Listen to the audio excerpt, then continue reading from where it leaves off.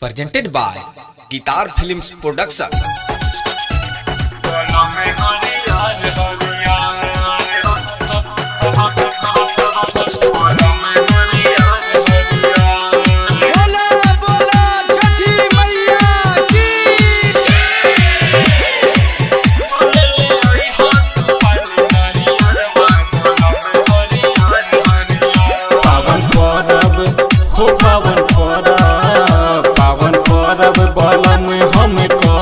ना होई गर गर हो ले ले आई हा तू पानी नारियरवा बलम हरियर हरियर हो ले ले आई हा तू पानी नारियरवा बलम हरियर हरियर पावन परब हो पावन परब बलम हम करब ना होई गड़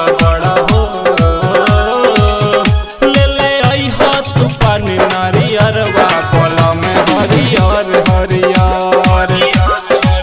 हो ले ले आई हो तू पानी नारियरवा बलम हरियर हरियर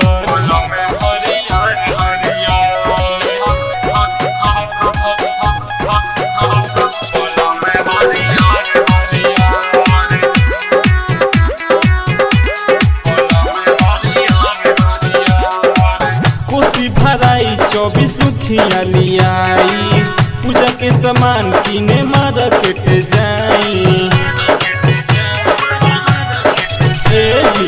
कोसी भराई 24 खियालियाई पूजा के सामान किने मार्केट जाई दौरा थाली हो दौरा थाली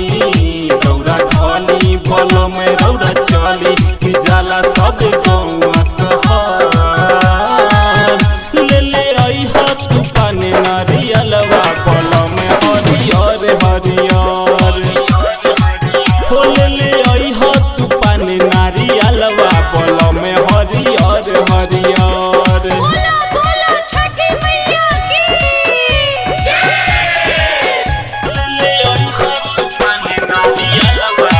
Presented by Guitar Films Production.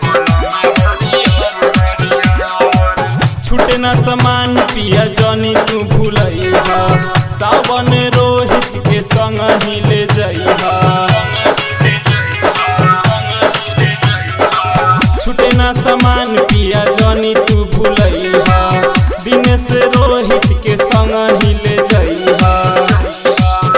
पेनी पियरी हो पेनी पियरी